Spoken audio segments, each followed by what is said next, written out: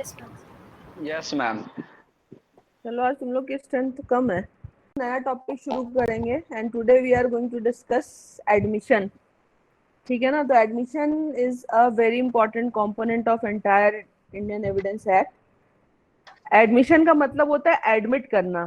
So admission means what, you are going to admit a fact. But day to day life में क्या होता है ना, we admit several facts and then there is no problem.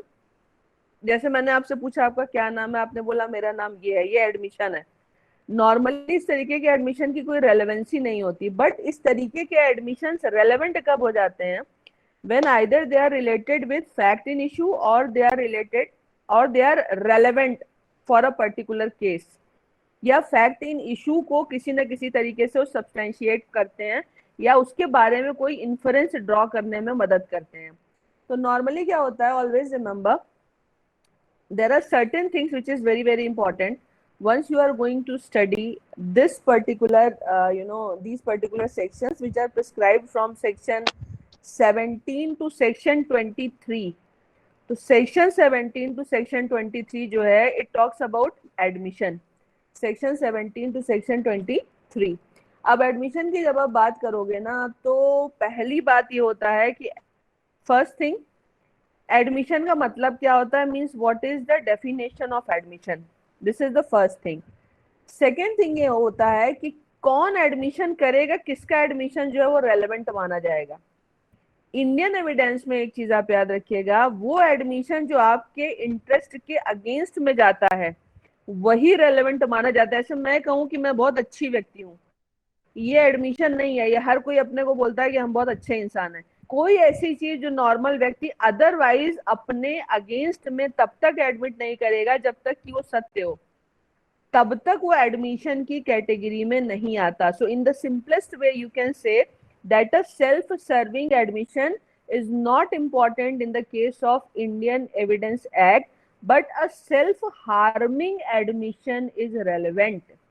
तो अपने बारे में, अपने हर आदमी जब भी कोई ट्रायल चलता है तो आपने देखा है कि हर व्यक्ति अपने फेवर की, हर पार्टी जो है ना वो अपने फेवर की बात करती है। So if you are going to admit any fact which is going to favour you, that is not important. The important thing is you are going to admit something which is not in your favour and then it becomes relevant. Relevant क्यों हो जाता है? Because it is presumed that a person will not admit anything which goes against his own personal interest unless and until it is true. और इसके पीछे का reason क्या है? The psychology behind this is a person is the best protector of his own interest. तो हर व्यक्ति क्या करता है?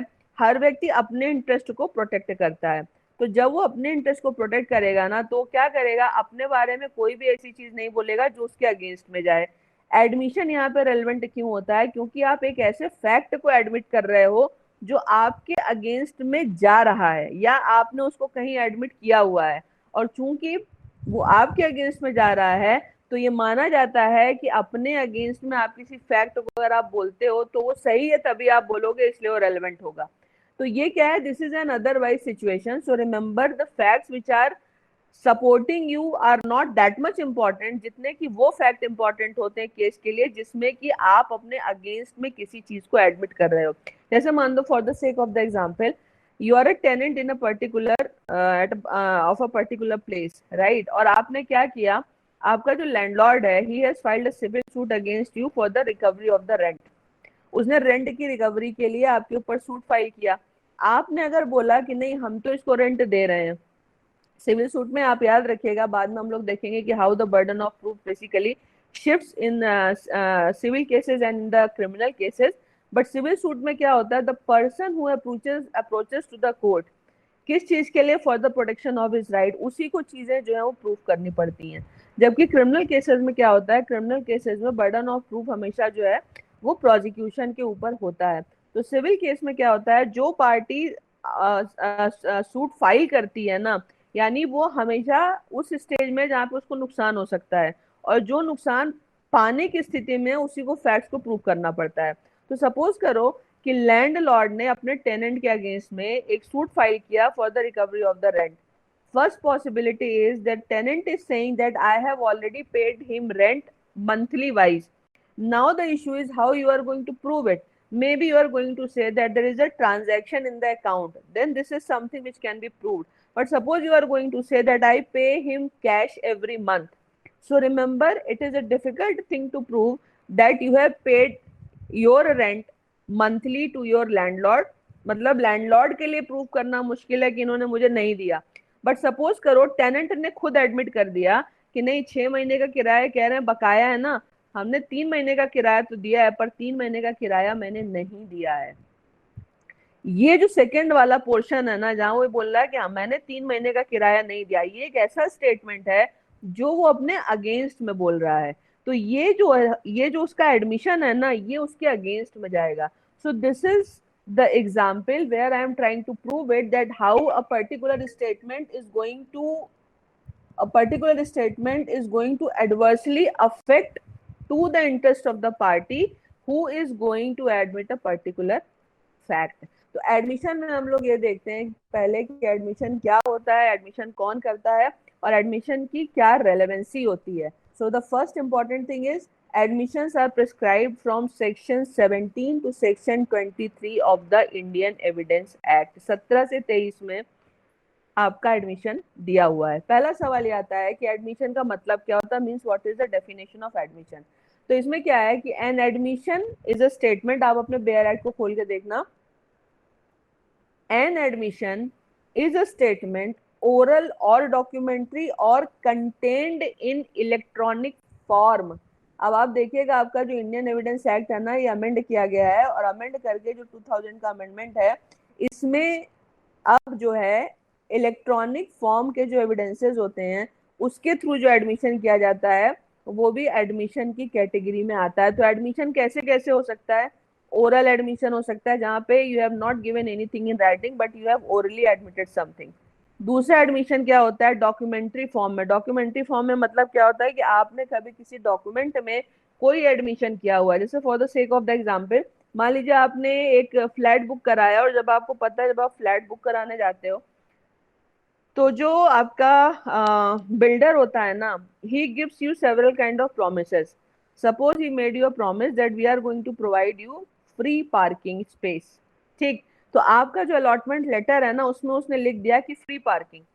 Subsequently when you went for the position of the property, he is asking for money for the purpose of the parking which earlier he has promised that this is free.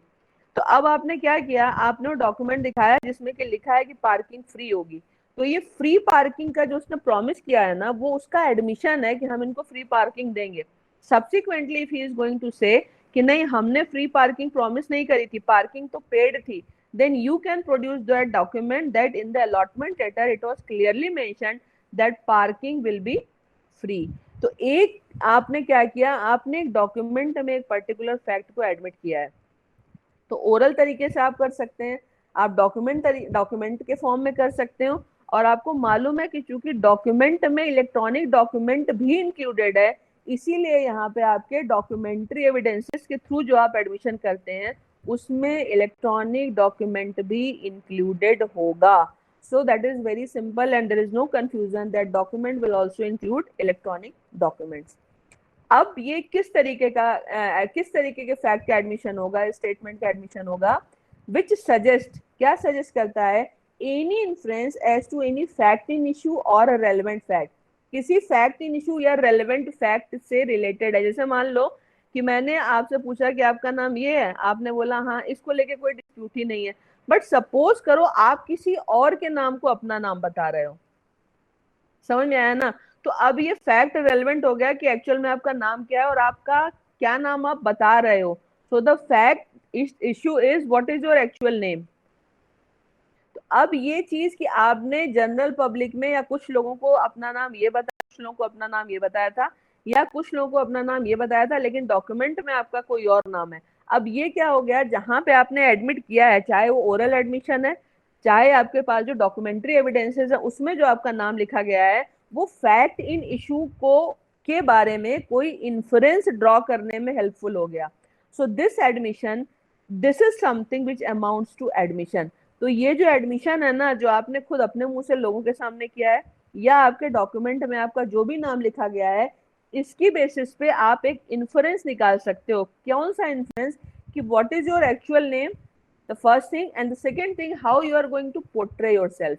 तो अब otherwise जो चीज relevant नहीं होती, क्योंकि दुनिया में हम सबके नाम होते हैं, हम सब अपने ओरिजिनल नाम को यूज करते हैं, तो हमारे नाम को लेकर के कोई डिस्प्यूट नहीं है। पर जहां पे मैंने अपने नाम को किसी और का नाम बता करके यूज किया हुआ है, वहां पे जब ये फैक्टिंग इशू हो जाता है कि एक्चुअल में मेरा नाम क्या है, तो ये सारे के सारे जो एडमिशन है जो मैंने किए हैं ओरल फॉर्म में या अपने डॉक्यूमेंट में, वो रेलेवेंट हो जाएंगे। तो विच सजेस्ट एनी इन्फ्रेंस, कोई भी तरीके का आप इन्फ्रेंस ड्रॉ कर सकते हो, लेकिन वो किससे रिलेटेड होना चाहिए? Fact in issue under the circumstances here in after mentioned. पहली बात है एडमिशन क्या होगा, दूसरी बात है कि एडमिशन कौन करेगा। तो एडमिशन क्या होगा?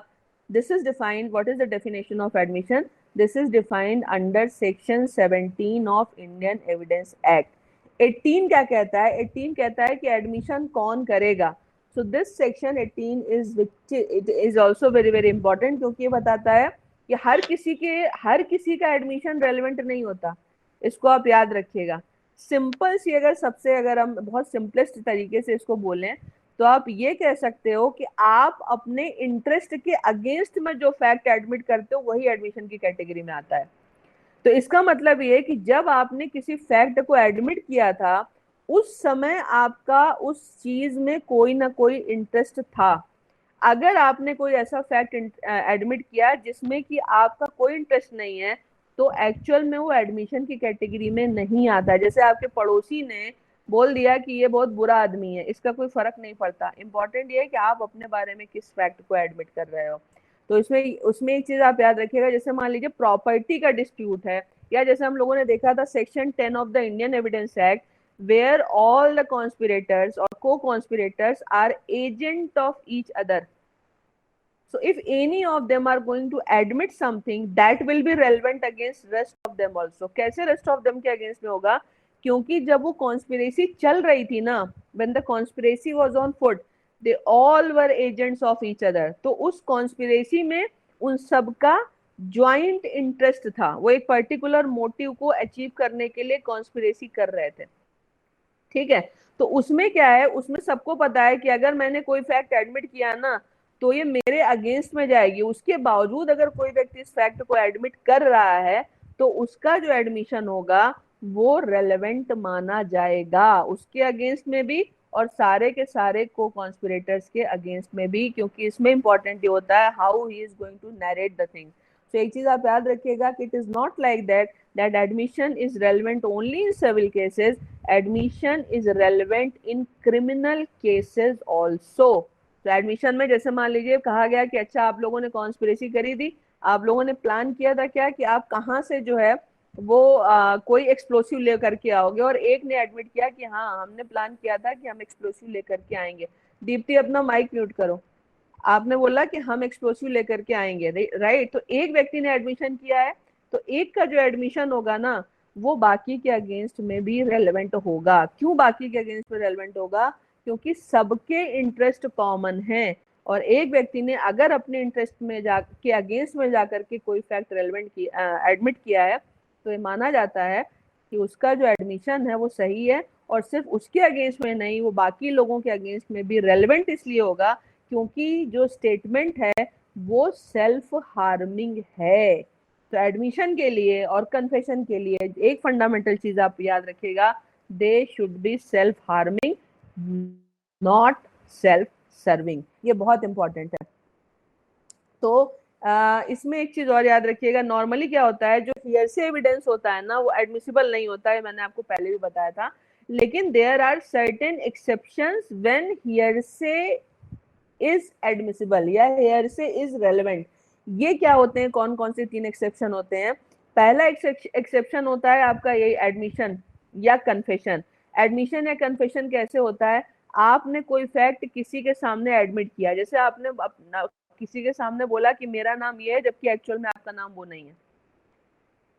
ठीक है, आप किसी और के नाम को या किसी की प्रेजेंस में आपने बोला कि मेरा नाम ये है, और उसने सुना कि नहीं मैंने सुना था, इन्होंने अपना नाम ये नहीं ये बताया था। ये हो गया आपका हियरसे। दूसरा आपका हियरसे कब एडमिसिबल होता है, जब डाइंग डिक्लेरेशन कोई देता है। डाइंग डिक्लेरेशन का मतलब मरने वाले व्यक्ति ने एक स्टेटमेंट दिया और स्टेटमेंट को आपने सुना और वो कहकर मर गया। अब आपने सुना है, क्योंकि जिसने स्टेटमेंट दिया वो कोर्ट के सामने नहीं आ सकता, लेकिन आप ये कोर्ट के सामने बता सकते हो कि मैंने ये सुना था। तो हियरसे का एक एक्सेप्शन क्या होता है, एक एक्सेप्शन होता है डाइंग डिक्लेरेशन, एक होता है एडमिशन, और तीसरा होता है statements contained in any public document. Contained in any public document का मतलब क्या होता है, किसी पब्लिक डॉक्यूमेंट में, पब्लिक डॉक्यूमेंट का मतलब ये होता है कि वो document which is equally accessible to all. जो पब्लिक डोमेन के डॉक्यूमेंट होते हैं, आप किसी ऑफिस में जाकर के देख सकते हो या उसको कोई भी एक्सेस कर सकता है, उसको पब्लिक डॉक्यूमेंट कहते हैं। तो पब्लिक डॉक्यूमेंट में जो स्टेटमेंट होता है, जो स्टेटमेंट लिखा होता है, वो स्टेटमेंट जो है, जिसने उस डॉक्यूमेंट को पढ़ा है या देखा है, वो भी अपने स्टेटमेंट को देख सकता है। वहां पे भी हम हियरसे रूल का एक एक्सेप्शन मानते हैं। तो हम मोटा मोटा इसका 3 एक्सेप्शन मानते हैं। एक तो होता है एडमिशन ऑन कन्फेशन, जहाँ पे हियरसे एडमिसिबल होता है। दूसरा होता है डाइंग डिक्लेरेशन, जहाँ पे हियरसे एडमिसिबल होता है। और तीसरा होता है आपका statement contained in public document. यहाँ पे भी आपका जो हियरसे होता है वो आपका एक इम्पॉर्टेंट पार्ट होता है, वो भी एडमिसिबल होता है। तो ये 3 जो है ना, ये एक्सेप्शंस हैं जहाँ पे हियरसे एविडेंस भी जो है वो रेलेवेंट माना जाता है। अब इसमें ये बात अलग है कि आप उसकी कितनी एविडेंटरी वैल्यू दोगे, लेकिन वो रेलेवेंट होगा। डाइंग डिक्लेरेशन भी रेलेवेंट है, statement contained in public document भी रेलेवेंट है, and admission and confession is also relevant. जैसे मान लीजिए कि एक क्रिमिनल को पुलिस ने गोली मारी और उसको हॉस्पिटल लेकर के गई, हॉस्पिटल में जो डॉक्टर ट्रीटमेंट कर रहा है ना, उसने पूछा करने में पुलिस ने मुझे गोली मार दी। अब उसने क्या किया, उसने डॉक्टर के सामने कन्फेशन किया है। डॉक्टर ने उसको गोली मारते हुए नहीं देखा था, पर उसका कन्फेशन किसके सामने है, डॉक्टर के सामने। तो ये डॉक्टर अगर स्टेटमेंट देता है कि नहीं, इसने मेरे सामने ये बात कबूली थी, तो ये जो है वो रेलेवेंट माना जाएगा। इस तरीके से हियरसे जो है यहाँ पे रेलेवेंट होगा। तो ये आप 3 एक्सेप्शन याद रखिएगा। दूसरी चीज आप हमेशा याद रखिएगा इसमें, जो बहुत इंपॉर्टेंट है, और इम्पॉर्टेंट ये है कि जो मैंने आपको बार बार बताया कि कोई भी व्यक्ति अपने इंटरेस्ट के अगेंस्ट में किसी बात को तब तक एक्सेप्ट नहीं करता unless and until that is true. तो यहाँ पे क्या है, यहाँ पे एडमिशन या कन्फेशन क्यों रेलेवेंट होता है, because you are going to admit a fact which is going against your own interest. तो चूंकि आप अपने इंटरेस्ट के अगेंस्ट में किसी फैक्ट को एडमिट करते हो, इसीलिए उस एडमिटेड फैक्ट की रेलेवेंसी होती है। ये हो गया आपका ये इस चीज का रीजन कि क्यों जो है वो एडमिशन को रेलेवेंट माना जाता है। अब इसमें इंपॉर्टेंट चीज ये होती है कि रिक्विजिशन ऑफ एन एडमिशन क्या क्या होते हैं। तो रिक्विजिशन या रिक्विजिट ऑफ एन एडमिशन क्या होता है, उसमें मैंने आपको बताया कि आपका ओरल स्टेटमेंट हो सकता है, आपका डॉक्यूमेंट्री स्टेटमेंट हो सकता है, इलेक्ट्रॉनिक डॉक्यूमेंट हो सकता है। और दूसरी चीज इसमें इंपॉर्टेंट है, ये इसके कंपोनेंट है, इसको आप नोट करते जाना। जो जैसे अभी हमने सेक्शन 18 में पढ़ा, सॉरी 17 में पढ़ा कि it should suggest some inference as to any fact in issue और रेलेवेंट फैक्ट। तो ये आपका सेक्शन 17 है। अब हम लोग 18 में देखते हैं कि एडमिशन कौन कौन कर सकता है। तो 18 है, जब आप देखेंगे तो ये क्या कहता है, admission by party to proceeding और his agent, statement made by a party to the proceeding. और बाय प्रोसीडिंग का मतलब हो गया क्रिमिनल प्रोसीडिंग भी हो सकती है, सिविल प्रोसीडिंग भी हो सकती है। और by an agent to any such party whom the court, agent में मतलब कॉन्स्पिरेसी भी हो सकती है, और सिविल सूट में जब आप किसी एजेंट के थ्रू काम करते हो, जैसे आपने देखा कि मान लीजिए कोई एक दुकानदार है या कोई एक बिल्डर है, उसके जो एम्प्लॉइज होते हैं ना, वो उसके एजेंट होते हैं। उन्होंने अगर कोई प्रॉमिस किया, किस चीज के में प्रॉमिस किया, in the due course of business when they are serving as the agent of a particular person. तो मान लीजिए उन्होंने अगर कोई प्रॉमिस किया, जैसे मान लीजिए मैंने अभी आपको एग्जाम्पल की गए और वहां पे जो व्यक्ति बैठा वो बिल्डर नहीं है, वो बिल्डर के बिहाफ पे काम कर रहा है। क्यों काम कर रहा है, क्योंकि उसका एजेंट है। उसने आपसे प्रॉमिस किया कि हम आपको ना पार्किंग फ्री देंगे, और उसने उसमें पार्किंग लिख दी। सपोज करो उसके बाद वो रिजाइन करके चला गया, तो क्या बिल्डर अपनी रिस्पॉन्सिबिलिटी से एब्जॉल्व हो जाएगा? नहीं एब्जॉल्व होगा। क्यों एब्जॉल्व नहीं होगा? क्योंकि जो एजेंट है he is working on the behalf of the builder, so the admission of the agent is the admission of the builder.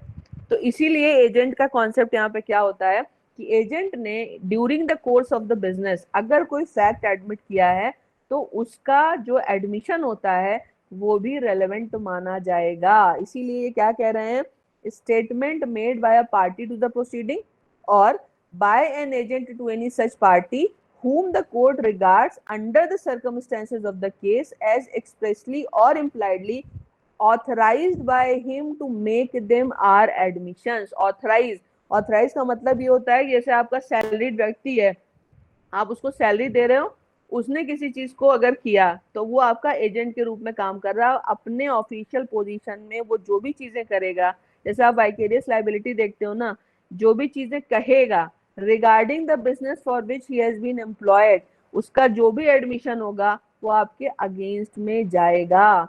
तो ये बात आप याद रखिएगा कि एजेंट का जो एडमिशन होता है वो भी रेलेवेंट होता है। फिर ये क्या कह रहे हैं, by suitor in representative character statements made by parties to suits suing or sued in the representative character are not admission unless they were made while the party making them held that character।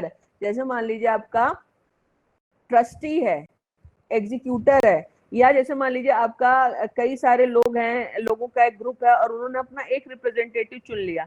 अब representative चुन के उन्होंने क्या authorise कर दिया कि हमारी तरफ से ये मैटर को प्लीड करेंगे या हमारी तरफ से ये व्यक्ति जो है ये डिसीजन लेगा। अब इसमें याद रखिएगा कि जैसे ही आपने किसी एक को अपना रिप्रेजेंटेटिव बना दिया ना कि ये हमारी तरफ से डिसीजन लेने वाला है, जैसे आपने ट्रेड यूनियन देखा है, ट्रेड यूनियन लीडर्स में क्या होता है कि जो ट्रेड यूनियन का लीडर होता है ना वो कलेक्टिव बार्गेनिंग करता है, किसके बिहाफ पे, on the behalf of all the labours, तो वो उनका रिप्रेजेंटेटिव है। इसी तरीके से मान लीजिए कि कोई आपका एक रेजिडेंशियल सोसाइटी है, उसमें आपने एक व्यक्ति को अपना लीडर चुन लिया, वो रिप्रेजेंटेटिव हो गया। तो वो रिप्रेजेंटेटिव जो है ना वो एक पर्टिकुलर कम्युनिटी या ग्रुप ऑफ पीपुल को रिप्रेजेंट कर रहा है।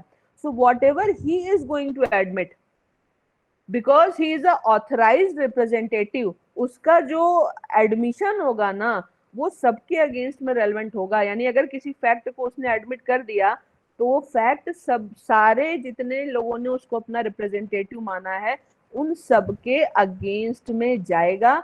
इसको बोलते हैं रिप्रेजेंटेटिव कैरेक्टर, रिप्रेजेंटेटिव कैरेक्टर बोलते हैं। फिर ये क्या कह रहे हैं, that character statements made by, कौन कौन किसका किसका स्टेटमेंट रेलेवेंट होगा, party interested in the subject matter, party interested in the subject matter का party interested in the subject matter का मतलब क्या होता है, party in the subject matter interested in the subject matter का ये मतलब ये होता है कि आपका एक पर्टिकुलर प्रॉपर्टी में प्रोप्राइटरी या पिक्यूनरी इंटरेस्ट जो है वो चालू है। जैसे मान लीजिए आप एक कंपनी से निकल गए, एक पर्टिकुलर पोजीशन में आप एक कंपनी में काम कर रहे थे और आपने वो कंपनी छोड़ दी। अब जब आपने वो कंपनी छोड़ दी और फिर अगर आप कोई फैक्ट एडमिट कर रहे हो ना तो रेलेवेंट नहीं होता एज एन एडमिशन। क्यों रेलेवेंट नहीं होता, because now you don't have any interest, proprietary interest और pecuniary interest in that particular company. But suppose you are working in a particular company, you are working in a particular firm, so whatever you are going to admit that will be relevant against or that will be relevant for the particular case because still your interest is subsisting in that particular property। तो इसमें ये important है कि जो व्यक्ति fact को admit कर रहा है ना उसका उसमें पिक्यूनरी या प्रोप्राइटरी इंटरेस्ट हो। अगर आपका इंटरेस्ट नहीं है तो आप कुछ भी एडमिट कर दोगे, इसकी रेलेवेंसी क्या होगी। अगर आपका इंटरेस्ट है और आप एडमिट कर रहे हो, और एडमिशन का मतलब मैंने हमेशा बताया कि सेल्फ हार्मिंग, तब जाकर के वो रेलेवेंट होगा। इसीलिए आपका party interested in subject matter में क्या कह रहा है, persons who have any proprietary और pecuniary interest in the subject matter of the proceeding and who make the statement in their character of persons so interested, उसमें उनका interest है और जब उन्होंने वो स्टेटमेंट दिया है ना उस समय उनका इंटरेस्ट सबसिस्ट कर रहा है, तब जाकर के इंटरेस्टेड पार्टीज का जो एडमिशन होता है वो रेलेवेंट माना जाता है। नेक्स्ट ये क्या कह रहे हैं, persons from whom interest derived, person from whom the parties to the suit have derived their interest in the subject matter of the suit। जैसे मान लीजिए the plaintiff was contending for an interest in a certain land which he got from his father, तो statement of father about the property और the value of the property is relevant. जैसे मान लीजिए कि एक व्यक्ति जो है वो एक प्रॉपर्टी का डिस्प्यूट है, ऐसे मान लीजिए कि एक लैंड है उसको लेकर के डिस्प्यूट है, और आपको वो लैंड कहाँ से आ रही है, आप डिराइव कर रहे हो उस इंटरेस्ट को, कहाँ से डिराइव कर रहे हो, अपने फादर से डिराइव कर रहे हो। अब मान लीजिए आपके फादर का प्रीवियसली कोई सूट चल रहा है, किसी से कोई डिस्प्यूट चल रहा है मान लीजिए, ठीक है, और आपको वो प्रॉपर्टी अपने फादर से आई। जब वो ट्रायल पे आया ना मैटर, या जब वो सिविल सूट चलना शुरू हुआ, तो फादर का एक डॉक्यूमेंट वो व्यक्ति लेकर के आया जिसमें कि आपके फादर ने उस प्रॉपर्टी के अगेंस्ट में कुछ एडमिट किया हुआ है। तो यहाँ पे एक बात याद रखिएगा, क्योंकि आप इनसे अपने फादर से उस प्रॉपर्टी में डिराइव कर रहे हो, तो उस प्रॉपर्टी से रिलेटेड कोस्ट अपने फादर है जा रहा है, वो रेलेवेंट होगा। जैसे मान लीजिए लैंड का साइज मान लेते हैं कि 200 गज है, ठीक है। अब उसमें क्या है, उसमें एक डिस्प्यूट हुआ कि उस 200 गज में से एक्चुअल में 100 गज तो वो किसी और को दे चुके थे, ठीक। अब आपने क्या किया, आपने वो इंटरेस्ट अपने फादर से लिया, आप किस इंप्रेशन में है कि वो 200 गज है, लेकिन बाद में जो दूसरी पार्टी है उसने बोला कि नहीं 100 गज पे इनका अनऑथराइज इंक्रोचमेंट है, एक्चुअल में सिर्फ 100 गज जो है वो आपको बिलोंग करती है। और उसने क्या किया, उसने कोई पुराना डॉक्यूमेंट जो है प्रोड्यूस किया जिसमें आपके फादर ने इस चीज को एडमिट किया हुआ है कि एक्चुअली 100 गज ही उनका है, 200 गज उनका नहीं है। तो फादर का ये स्टेटमेंट या एडमिशन आपके अगेंस्ट में रेलेवेंट होगा, क्योंकि आप अपने फादर से इंटरेस्ट को डिराइव कर रहे हो। तो यहाँ पे थर्ड चीज जो इंपॉर्टेंट है कि पर्सन जिससे कि आप इंटरेस्ट को डिराइव करते हो, उसका कोई भी एडमिशन आपके अगेंस्ट में जाएगा। तो यहाँ पे एक चीज बहुत सिंपल सी याद रखिएगा, जो पार्टी है सूट की प्रोसीडिंग्स की, सिविल या क्रिमिनल, उनका एडमिशन, उनके एजेंट का एडमिशन, रिप्रेजेंटेटिव कैरेक्टर में रिप्रेजेंटेटिव का एडमिशन, पार्टी जो सब्जेक्ट मैटर में इंटरेस्टेड है उनमें से किसी का भी एडमिशन, और वो व्यक्ति जहां से आप इंटरेस्ट डिराइव कर रहे हो उसका एडमिशन। इन सब का जो एडमिशन है वो रिलेवेंट माना जाएगा according to the Indian Evidence Act. तो ये जो आपका एडमिशन पे ना आपका एक क्वेश्चन आता है, पर क्वेश्चन तो चलो जो आता है वो आता है, that's a different thing. The important thing is section 17 and 18 both are very very important for you, because 17 prescribes एक क्वेश्चन आपका एडमिशन पे आता ही आता है। तो उसमें जो आपके केसेस होंगे वो तो होंगे ही, उसमें एक इम्पॉर्टेंट क्वेश्चन आपका 17 to 23 को लेकर के आता है, and this entire all these entire sections are basically going to deal with admission। तो ये बहुत ही ज्यादा इम्पॉर्टेंट है। तो इसमें इसको आप समझ लीजिएगा कि कौन कौन सी चीजें जो हैं या किसके किसके एडमिशन जो है वो रेलेवेंट हैं, ये मैंने आप लोग को बता दिए। अब इसमें इम्पोर्टेंट ये होता है कि आप स्टेटमेंट देते हो, किन सर्कमस्टेंसेस में वो स्टेटमेंट रेलेवेंट माना जाता है। सर्कमस्टेंसेस में रेलेवेंट होने का मतलब होता है कि किस तरीके जो एडमिशंस होते हैं वो जो है वो रेलेवेंट माने जाते हैं। जैसे मान लीजिए आपने फॉर्मल एडमिशन किया कहीं पे, इनफॉर्मल एडमिशन का मतलब क्या होता है, एक चीज आप याद रखिएगा कि इसमें आपका इंटेंशन बड़ा इंपॉर्टेंट होता है। जैसे आपने बोला कि अरे मैं तो अमिताभ बच्चन हूँ, एडमिशन नहीं है, इट्स अ वेग स्टेटमेंट। एडमिशन का मतलब होता है जो फैक्ट को आप पोर्ट्रेयल अमिताभ बच्चन बनने का नहीं कर रहे हैं, पर जहां पे सिंसियरली आप एक इम्प्रेशन दे रहे हो, जिसको क्या बोलते हैं इम्पर्सोनिफिकेशन, आप वो नहीं हो लेकिन आप किसी अपने को किसी और तरीके से प्रेजेंट करने की कोशिश कर रहे हो, वहां पे जो आपका जो बिहेवियर होता है या जो आप अपना नाम एडमिट कर रहे हो या अपनी पर्सनालिटी को एडमिट एज अ पर्सन अपने आप को एडमिट कर रहे हो, वो रेलेवेंट माना जाता है। तो ये जो एडमिशन होता है ना, एडमिशन बेसिकली दो तरीके का होता है, एक होता है फॉर्मल एडमिशन और दूसरा होता है इनफॉर्मल एडमिशन। तो फॉर्मल एडमिशन और इनफॉर्मल एडमिशन में डिफरेंस क्या होता है कि जो फॉर्मल एडमिशन होता है ना, वो नॉर्मली किसी न किसी तरीके की प्रोसीडिंग में आप एडमिट करते हो। प्रोसीडिंग का मतलब होता है कि some legal sanctity, the proceeding which have some legal sanctity. जैसे मान लीजिए कोई डिपार्टमेंटल इंक्वायरी हो गई, या कोई सिविल सूट चल रहा है, या कोई क्रिमिनल सूट चल रहा है, या कोई और डिस्प्यूट चल रहा है जहां पे आपने अपने स्टेटमेंट को वहां पे दिया है जो आपके अगेंस्ट या फेवर में कोई डिसीजन लेने की स्थिति में है और उसको एग्जीक्यूट कराने की स्थिति में, मतलब जिसको कि हम कहते हैं कोर्ट। तो फॉर्मल एडमिशन का मतलब होता है कि आप एक फॉर्मल जो आपकी प्रोसीडिंग होती है वहां पे आप किसी फैक्ट को एडमिट कर रहे हो। दूसरा क्या होता है, दूसरी होती है इनफॉर्मल एडमिशन। इनफॉर्मल एडमिशन का मतलब होता है कि आपने इनफॉर्मली किसी के सामने किसी भी चीज को एडमिट कर लिया। जैसे आपने बोल दिया कि ये जमीन ना ये मेरी नहीं है, मैंने तो इस पे कब्जा किया हुआ है, और उसी प्रॉपर्टी को लेकर के डिस्प्यूट है, जहां पे आपने जिसको लेकर के आपने स्टेटमेंट दिया, लेकिन आपका ये स्टेटमेंट जो है ना किसी थर्ड व्यक्ति के सामने है, जो कि इनफॉर्मल एडमिशन है। अब इनफॉर्मल एडमिशन का बेनिफिट या लॉस क्या होता है कि आप मुकर जाते हो कि नहीं मैंने तो ऐसा बोला ही नहीं था, तो सामने वाला कैसे प्रूव करेगा कि आपने इसको बोला था, तो then it becomes difficult to prove. इसीलिए जो इनफॉर्मल एडमिशन होते हैं ना, उसकी जो एविडेंटरी वैल्यू होती है वो कम होती है, लेकिन जो फॉर्मल एडमिशन होता है उसकी एविडेंटरी वैल्यू ज्यादा होती है। और फॉर्मल जो एडमिशन होता है वो किस किस तरीके से होता है, जैसे आपने प्लीडिंग में कोई चीज एडमिट करी, या रिटन स्टेटमेंट में आपने कोई चीज एडमिट करी, ठीक है ना, जहां पे मतलब कोर्ट में आपने किसी चीज को एडमिट कर लिया। जैसे आपने देखा जो आपके ट्राइब्यूनल्स होते हैं बेसिकली, उसमें आपका जो आप सिर्फ ऑन ओथ ना फैक्ट्स को एडमिट करते हो या उसको डिनाई करते हो, तो वहां पे जिस भी चीज को आपने एक्सेप्ट कर लिया, आपने प्लीडिंग में या रिटन स्टेटमेंट में, नॉर्मल कोर्ट प्रोसीडिंग में या ट्राइब्यूनल में या किसी के भी सामने जो कि ऑथराइज कोर्ट है या एविडेंसेस को लेने के लिए अलाउड है, वहां पे जो आप अपनी प्लीडिंग या रिटन स्टेटमेंट में जिन फैक्ट्स को एडमिट कर रहे हो या जिन चीजों का आंसर दे रहे हो ना, वो एडमिशन की कैटेगरी में आता है।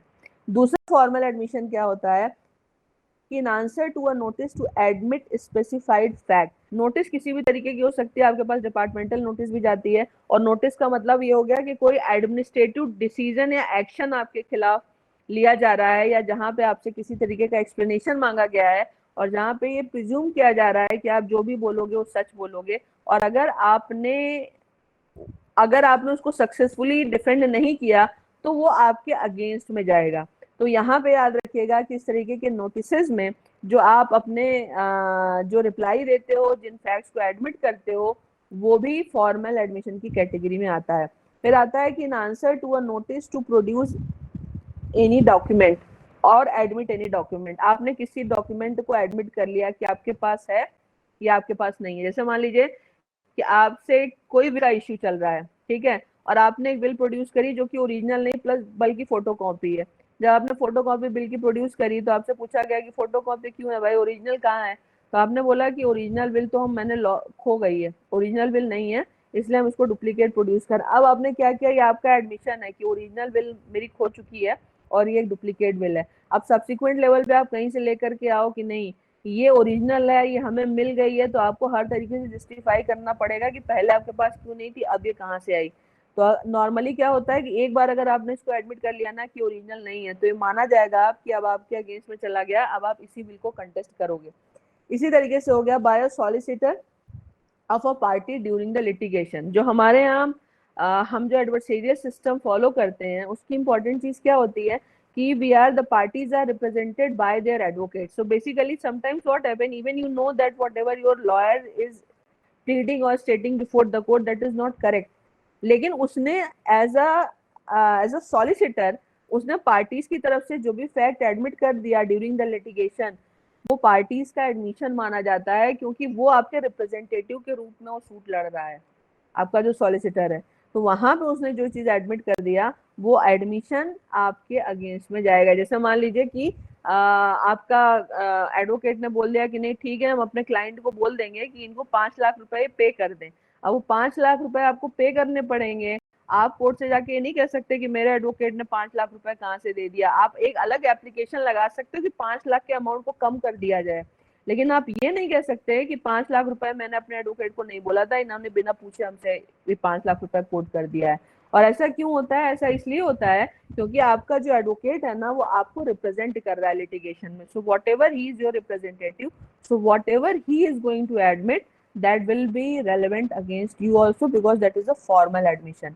इसी तरीके से होता है in open court by the parties और देयर एडवोकेट्स। कोर्ट में ओपन कोर्ट में ट्रायल चल रहा है, और उस ओपन ट्रायल में पार्टीज जो हैं जो भी एक्सेप्ट करती हैं, जो भी एडमिट करती हैं, या उनके जो एडवोकेट्स जो भी एडमिट करते हैं, वो भी उनके अगेंस्ट में रेलेवेंट होता है। जैसे आपने देखा है ना कि जब क्रिमिनल केसेस में वो क्रॉस एग्जामिनेशन करते हैं, तो क्रॉस एग्जामिनेशन में बहुत सारी चीजें जो विटनेसेस होते हैं वो एडमिट कर लेते हैं, जो नॉर्मली वो नहीं एडमिट करते। तो जो भी चीजों को आप एडमिट करते जा रहे हो ना इन द ओपन कोर्ट, वो भी आपके अगेंस्ट में रेलेवेंट होता है। तो यहाँ पे इनफॉर्मल और फॉर्मल एडमिशन में फंडामेंटल डिफरेंस ये है कि जो फॉर्मल एडमिशन होता है उसकी एविडेंटरी वैल्यू मच हायर होती है in comparison to the informal admission, because formal admissions are normally made before the proper court, and in the case of informal admission they can be made before anyone, so it is always difficult to prove that. So that's why the formal admissions are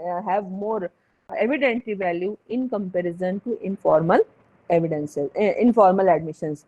उसके बाद इसमें important चीज क्या होती है, जैसे मैंने आपको बताया कि ओरल एंड डॉक्यूमेंट्री। अब इसमें एक इम्पॉर्टेंट क्वेश्चन क्या आता है कि क्या ऐसा भी हो सकता है क्या कि क्या साइलेंस को एडमिशन मान लिया जाए।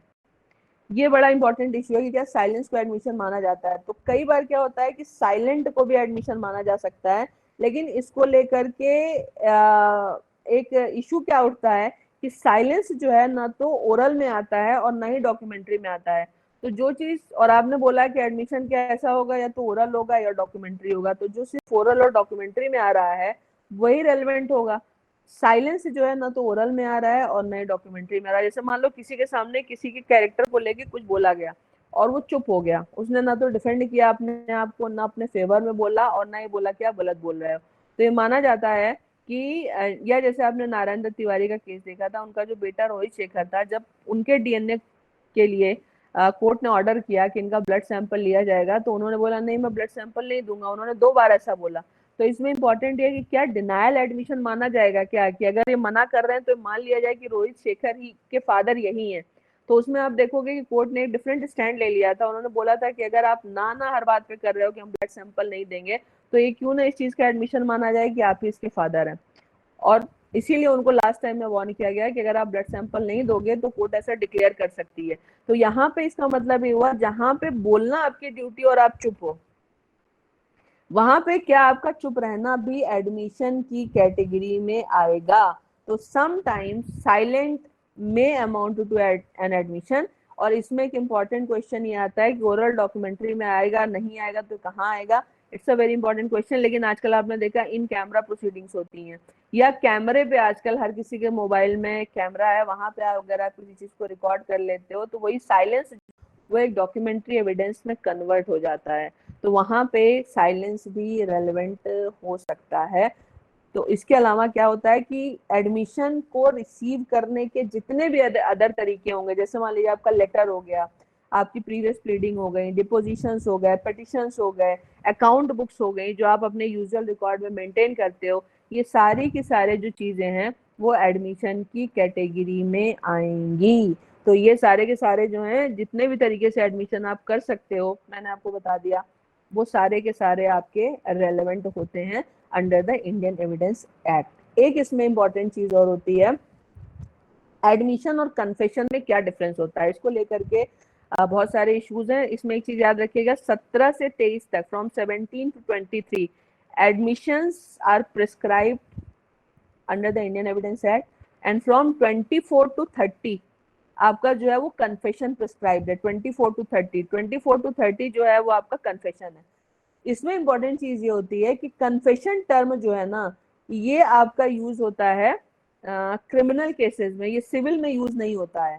लेकिन जो आपका एडमिशन है ना, ये सिविल और क्रिमिनल दोनों में यूज होता है। तो the term admission is equally applicable in case of civil as well as in case of criminal proceedings. That's why under section 18 I clearly mentioned the meaning of proceeding means civil proceeding as well as criminal proceeding. So remember, admission civil और criminal दोनों तरीके के cases में लगता है। दूसरा इसमें याद रखिएगा कि जो confession होता है ये सिर्फ और सिर्फ क्रिमिनल केसेस में लगता है, ये सिविल केसेस में नहीं लगता।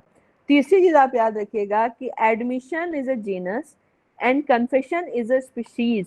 It means all confessions are admissions but all admissions are not confession. The admission of guilt is confession. जैसे ये आपकी बंदूक है, हाँ है, ये एडमिशन है, क्या आपने इस बंदूक से ही इसको मारा था? हाँ मैंने मारा था, ये कन्फेशन है। तो एक फैक्ट का जो एडमिशन होता है, जो कि रेलेवेंट है, fact in issue as a relevant fact है तो रेलेवेंट है, या फिर फैक्ट इन इशू को लेकर के रेलेवेंट है, वो आपका आपका एडमिशन की कैटेगरी में जाएगा। लेकिन जहां पे आप सीधे अपनी गिल्ट को एडमिट कर रहे हो कि हाँ मैंने ही किया है, वहां पे वो कन्फेशन की कैटेगरी में जाता है। इसलिए आप एक चीज याद रखिएगा कि confession is an admission of guilt. So confession is something which deals only with criminal cases, while admission deals with criminal as well as civil cases both. Admission is the admission of a fact, while the meaning of confession is the confession of guilt. आप अपनी guilt को admit करते हो, उसको हम confession कहते हैं। Admission जो आपका होता है वो कई बार कंडक्ट से भी होता है। जैसे मान लीजिए, जैसे मैंने भी आपको बोला ना कि चुप रहना, ये कंडक्ट है, या चेहरे का पीला पड़ जाना, या फिर डर के भाग जाना, ये सारी चीजें जो है वो कंडक्ट है। और कभी जो है ये भी एडमिशन की कैटेगरी में लाई जा सकती हैं, लेकिन इसको लेकर के अलग अलग तरीके के, तो that depends upon the facts of the case, क्योंकि इसका जो कंस्ट्रू किया जाता है वो मैंने आपको बता दिया कि several times objections are raised on this point that this is neither nor oral nor documentary.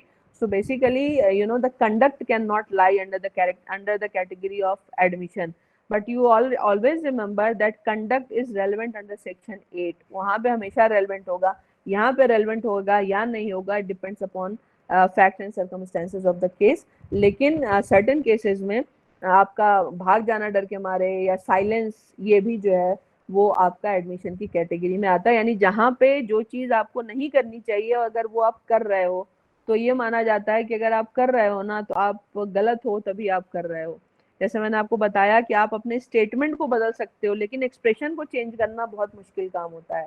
So that's why expression plays a very very important role in the criminal cases. जैसे चेहरा पीला पड़ जाना, डर के मारे कांपने लगना, ये क्या है? ये कंडक्ट है, ये बॉडी लैंग्वेज है, जहां पे आप कुछ बोल नहीं रहे हो लेकिन आपकी बॉडी लैंग्वेज बहुत कुछ बोल रही है। जैसे एक केस था, उसमें जब विक्टिम को कोर्ट के सामने लाया गया ना, तो सामने जो डकैत था ना, उसको देख करके वो कांपने लगा। अब वो अगर डर के मारे कुछ नहीं भी बोल रहा है ना, तो उसकी बॉडी लैंग्वेज बता रही है कि वो उसको पहचान रहा है। तो ये सारी चीजें ना जो मजिस्ट्रेट्स होते हैं वो लिखते हैं अपने ऑर्डर में, and that's why conduct is equally very very relevant. In sometimes it is relevant in the form of the admission, जहाँ पे बोलना है और आप नहीं बोल रहे हैं लेकिन आपका कंडक्ट बता रहा है, और sometimes it is relevant under section 8 in the form of conduct. अब यहाँ पे क्या होता है, नेक्स्ट इंपॉर्टेंट चीज होती है कि एडमिशन का प्रूफ क्या होता है, प्रूफ ऑफ एडमिशन। तो इसमें एक चीज आप याद रखिएगा कि एडमिशन जो है वो किसी भी तरीके से प्रूफ किया जा सकता है। जैसे कि प्राइमरी एविडेंस दे करके, या फिर मैंने आपको बताया कभी आपने प्रीवियस सूट में कोई चीज एडमिट करी, जैसे हम लोगों ने अभी सेक्शन 18 में देखा, जिससे आप इंटरेस्ट डिराइव कर रहे हैं, उसने कोई फैक्ट को एडमिट किया है, आपके एजेंट ने किसी फैक्ट को एडमिट किया है, किसी डॉक्यूमेंट में कुछ चीजें लिख करके आपने उसको एडमिट किया हुआ है, तो ये सारे के सारे जो है वो प्रूफ ऑफ एडमिशन माने जाते हैं। और इसमें नेक्स्ट इंपॉर्टेंट चीज ये होती है कि जो एडमिशन होता है ना, ये एक कॉन्क्लूसिव प्रूफ नहीं होता, लेकिन इट बिकम्स एक्सट्रीमली रेलेवेंट। तो मैंने आपको शुरू में बताया था कि जो आपका ट्रायल होता है ना, उसमें छोटी छोटी कड़ियां होती हैं, उन कड़ियों को यानी छोटे छोटे रेलेवेंट फैक्ट्स को मिला करके ना अल्टीमेटली जो फैक्ट इन इशू होता है उसको प्रूव या डिस्प्रूव किया जाता है। तो ये जो आपका एडमिशन है ना, ये कोई कंक्लूसिव प्रूफ नहीं है, लेकिन ये रेलेवेंट फैक्ट है, और ऐसे बहुत सारे रेलेवेंट फैक्ट्स को मिला करके एक पर्टिकुलर सिविल सूट या क्रिमिनल केस को डिसाइड किया जा सकता है। तो इफेक्ट ऑफ एडमिशन में ये याद रखिएगा कि this is not a conclusive proof, but yes definitely it has an effect of estoppel. Estoppel शब्द आई एम वेरी श्योर कि आपने सुना होगा। स्टॉपेल का मतलब होता है कि आपने कुछ बोल दिया और अब आपको स्टॉप कर दिया गया कि अब आप अदरवाइज पोजीशन नहीं ले सकते। जैसे मान लीजिए आपने एक डॉक्यूमेंट में ये एडमिट कर लिया कि मैंने इनको 6 महीने का किराया तो दिया है, लेकिन 3 महीने का किराया नहीं दिया। अब आपके ऊपर स्टॉपेल लग गया। अब आप ये नहीं कह सकते कि नहीं मैंने 9 महीने का पूरा किराया दिया था। तो स्टॉपेल का मतलब होता है now you are going to be stopped on this ground that earlier you have taken otherwise position and admitted a fact which goes against you। तो यहाँ पे एडमिशन के केस में याद रखिएगा कि स्टॉपेल जो है वो बोलने वाले के ऊपर जो है वो अप्लाई होता है। आगे हम लोग स्टॉपेल पढ़ेंगे when we will discuss section 115 of the Indian Evidence Act, उसमें हम देखेंगे कि स्टॉपेल का मतलब क्या होता है। पर स्टॉपेल जो है वो एडमिशन में एप्लीकेबल होता है, जहां पे अगर आपने एक फैक्ट को एडमिट कर लिया तो सब्सिक्वेंटली आपको डिनाई नहीं करने दिया जाता है उस fact. So this is something which is very very important in the case of admission. Next इसमें ये होता है कि जब तक आप एडमिशन कंट्रारी प्रूव ना कर दो, प्रूव करने का ऑप्शन आपके पास हमेशा होता है सिविल या क्रिमिनल केसेस में, लेकिन जब आप प्रूव करोगे ना, तो मैंने आपको एक एग्जांपल दिया कि आपने बिल की फोटो कॉपी प्रूव करी और आपने बोला कि ओरिजिनल जल गई है, खो गई है, फलाना हो गई, जो भी हो गई। अब इसमें इंपॉर्टेंट इश्यू आएगा कि सब्सिक्वेंटली आपने ओरिजिनल बिल प्रोड्यूस कर दिया। जैसे एक सवाल पूछा जाता है, जैसे जब हम लोग का फोन गुम होता है या फिर हमारी कोई चीज खोती है तो हमसे कहा जाता है ना कि एक पुलिस कंप्लेंट करा देना चाहिए अपने को कि ये चीज खो गई है। उसमें उससे क्या होता है, आप सेव होते हो कि ये चीज खो गई, हमने इसको ऑन द रिकॉर्ड हम लेकर के। अदरवाइज क्या होता है, आपसे कहा जाता है कि आपने क्या पुलिस कंप्लेंट कराई थी। तो इसी तरीके से क्या हुआ कि आपने आपने बोला कि बिल खो गई, तो इसका क्या कोई ऑफिशियल कम्युनिकेशन कहीं आपने दिया था क्या कि बिल खो गई है?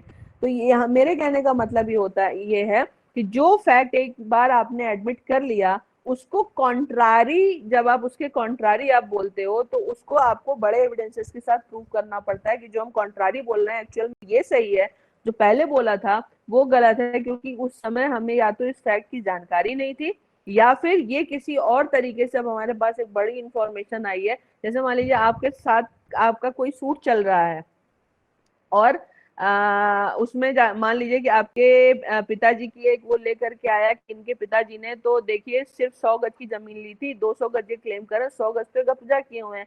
अब ये सूट चलने लगा, बाद में अपने फादर का आप एक और रिटन डॉक्यूमेंट लेकर के आए जो रजिस्टर्ड डीड है, जिसमें लिखा गया कि नहीं ये 100 गज जमीन भी हमने इससे ले ली थी। मैं मतलब एक एग्जांपल दे रही हूँ आपको। तो यहाँ पे क्या है कि आपने एडमिशन के कॉन्ट्रारी प्रूव कर किया एक सॉलिड एविडेंस के थ्रू किसी बात को, और इसलिए अब वो चीज एडमिसिबल मानी जाएगी। तो it depends upon the value of the evidence which you are going to produce before the court to prove और disprove your own previous admission. So always remember, ये ऐसा नहीं है कि एक बार आपने एडमिशन किसी चीज को कर लिया तो आप कॉन्ट्रारी प्रूव नहीं कर सकते, लेकिन आपको उतने ही स्ट्रॉन्ग एविडेंस के साथ उसके बारे में आपको बताना होगा। फिर ये होता है क्या बोलते हैं, जो ओरल या इनफॉर्मल एडमिशंस होते हैं उनको लेकर के कोर्ट्स जो हैं वो बहुत केयरफुल रहती हैं, क्योंकि वो बहुत ही एक तरीके से आप कह सकते हो ना कि बहुत ही कैजुअली दिया गया एक स्टेटमेंट हो सकता है। लेकिन जो फॉर्मल आपके एडमिशंस होते हैं उसकी जो एविडेंटरी वैल्यू होती है वो बहुत ज्यादा होती है। तो ये जो है कुछ कुछ फैक्ट्स हैं इंपॉर्टेंट जो आपके एडमिशन से रिलेटेड है।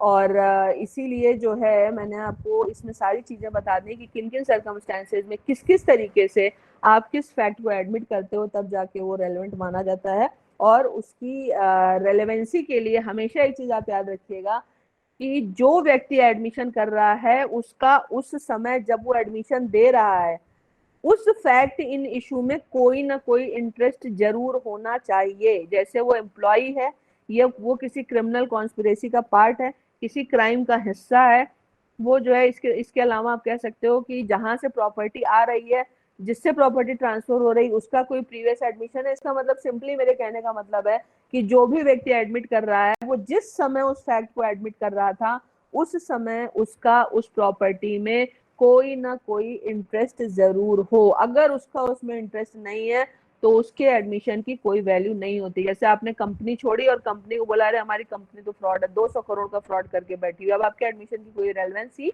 नहीं है, क्योंकि अब आपका उस कंपनी में किसी भी तरीके का कोई भी इंटरेस्ट नहीं है। तो ये आपका ये हो गया आपका एडमिशन की डेफिनेशन। और दूसरा आपका हो गया कि कौन एडमिशन कर सकता है। इसके बाद जो आपका 19 और 20 आता है ना, ये बताता है कि कब थर्ड व्यक्ति का एडमिशन जो है पार्टीज टू द सूट के अगेंस्ट में रेलेवेंट होता है। यानी पार्टी जैसे मान लीजिए कि जो सूट है वो ए में चल रहा है और सी एक थर्ड पार्टी है, लेकिन कब सी का एडमिशन ए और बी के अगेंस्ट में रेलेवेंट हो जाएगा।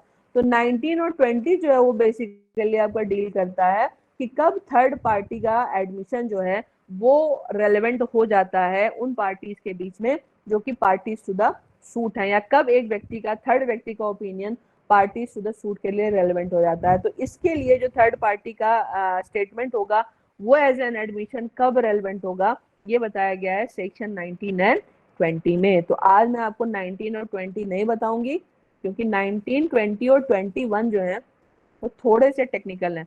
आज आप सिर्फ ये समझ लो जितना आज आपने पढ़ा कि एडमिशन का मतलब क्या होता है और कौन एडमिशन कर सकता है। तो it's all about section 17 and 18, and now I think this is more than enough for today, otherwise it is going to be extremely technical for you.